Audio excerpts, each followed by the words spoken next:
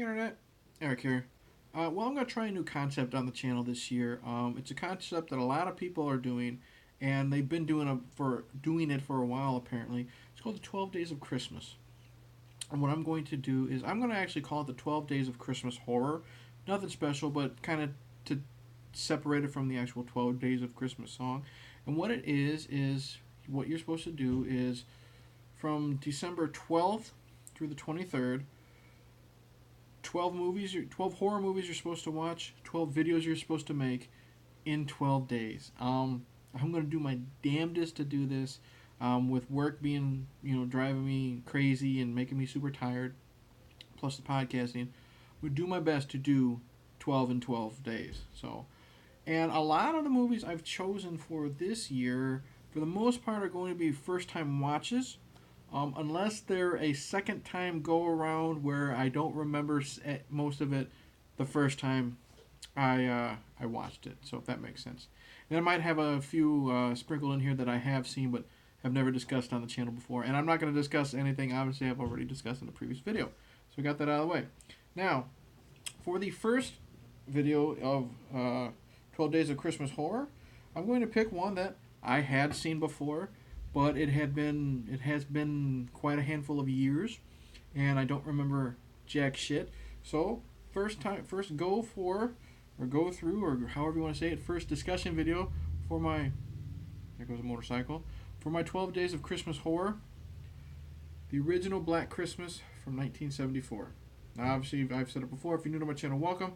I discuss plot spoilers, specific scenes, so watch at your own risk. This movie came out in 1974, so it's your own fault if you haven't seen it yet.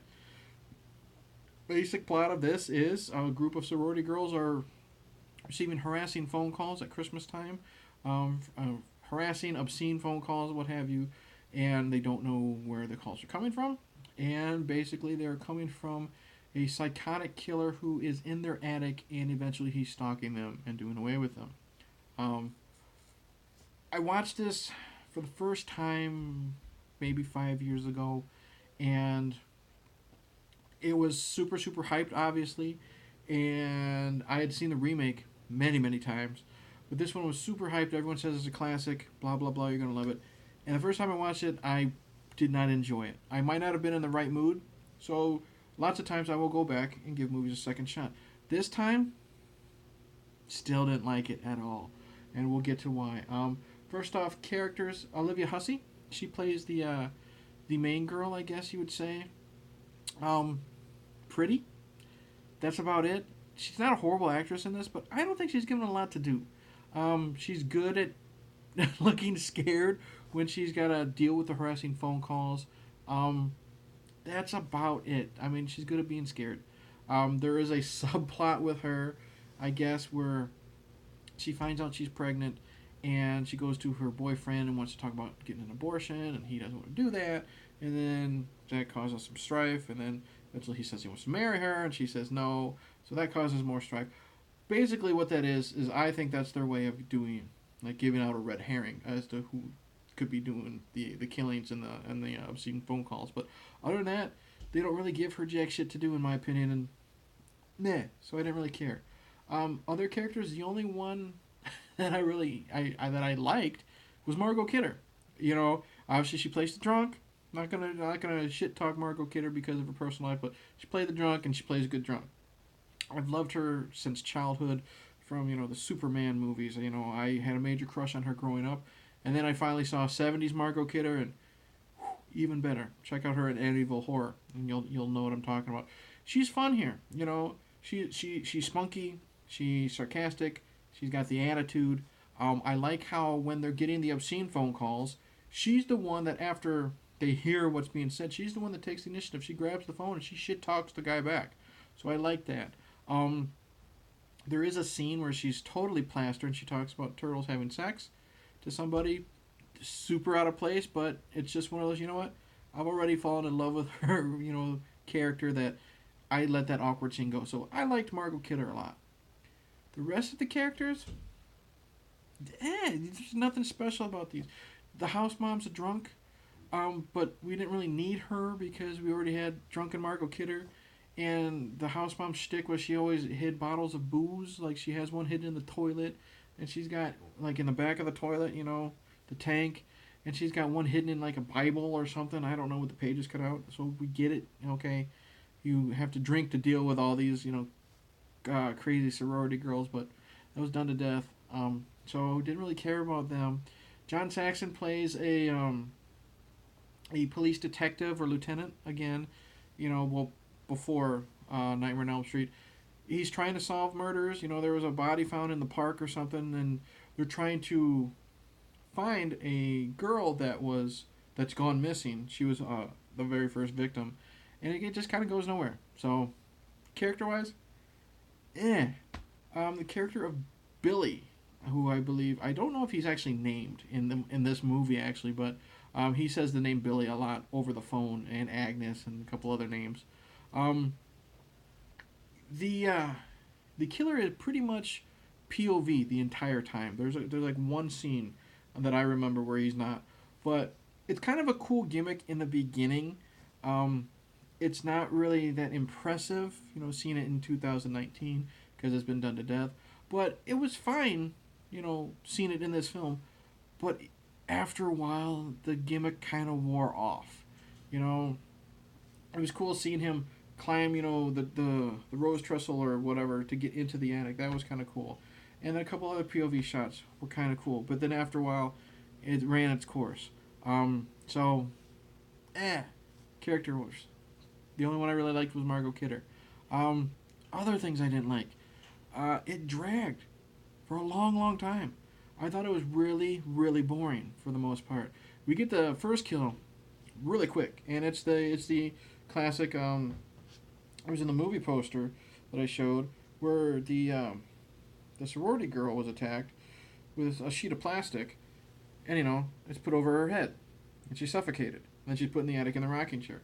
That was pretty cool. That was a nice jump scare. Kind of brutal watching a girl suffocate, so that was good.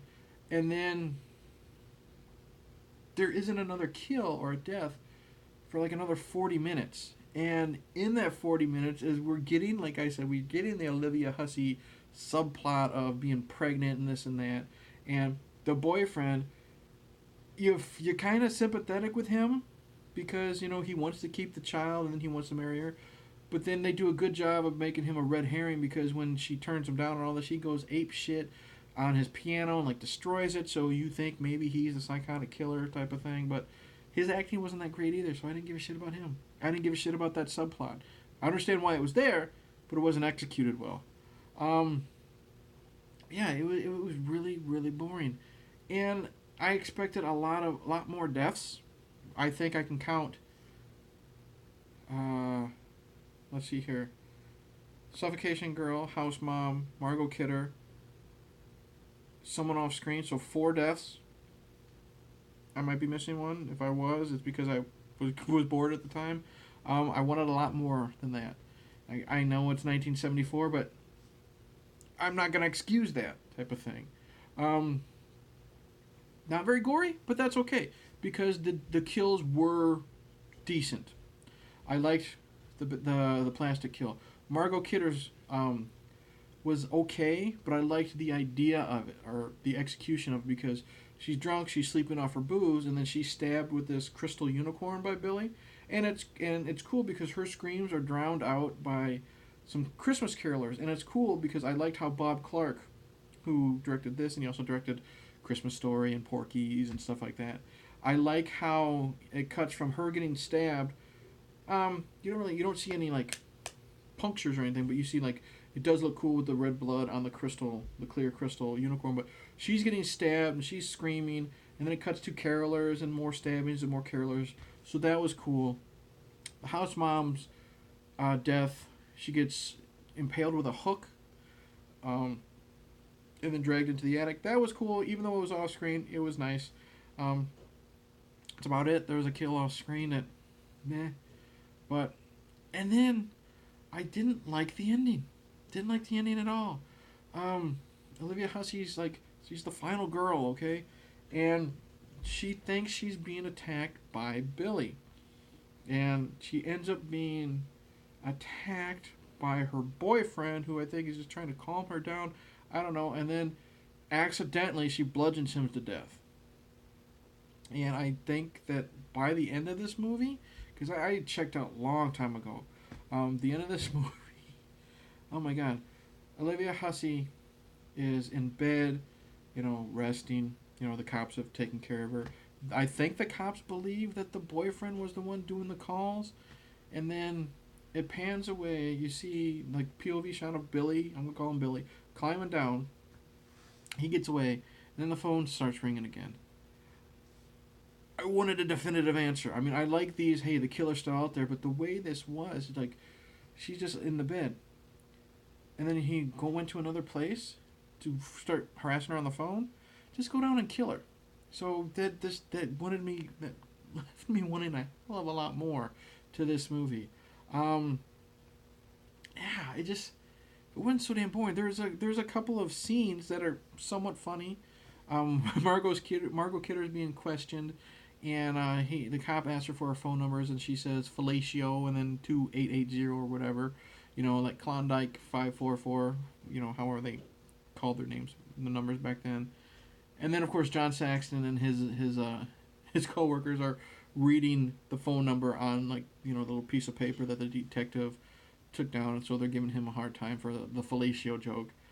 So that was decent comedy, but other than that, I didn't like Black Christmas 1974. I like I said, didn't give a shit about anyone other than Margot Kidder, and of course I knew she was gonna die, but didn't care. Boring at times. Didn't care about the subplot with the pregnancy, even though I know it's to be a red herring. Hated the ending. Oh, another thing I didn't like. The phone calls were overkill.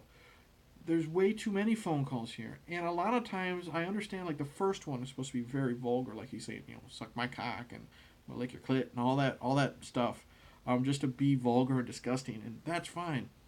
But later he goes full on crazy and he's yelling, "Billy, what did you do to Agnes?" or, "Mommy, this and that," and it's just weird. He's switching his voices, and it doesn't sync up properly for me, and it got really annoying. The more crazy the phone calls got. So, in the end, overall, I did not like the original Black Christmas at all. Other than, Margot Kidder being fun, but she's not fun enough. So, didn't like it. So that's it. I know I'm going to be in the minority. I'll tell you this, I'd rather watch the 2006 remake, and I've watched that numerous times, and I've discussed that before in one of my Slashback Saturday videos. You can look at that playlist. I have a hell of a lot more fun with that one than I do with this one. This one didn't have fun at all. So, sorry, not sorry. Don't like Black Christmas 1974. So that's it. Thank you for watching. Like and subscribe, all that crap. Like I said, I'm gonna do my damnedest to do the 12 days of Christmas here. I'm also going to participate in Bloody Sunday still. Still gonna have one more episode of Two Bearded Losers up, and then we're gonna take a break until after Christmas. I think after New Year's. Not sure. But anyways, other than that, it's gonna be pretty much 12 days of Christmas horror until the 23rd. So, anyways, like and subscribe. Click the bell. Comment below. Tell me if you're if you actually agree with me. There's got to be more people out there that don't like Black Christmas 1974. But I didn't find a lot. I don't know of a lot. So, whatever. Anyways, cheers, and see you in the next one.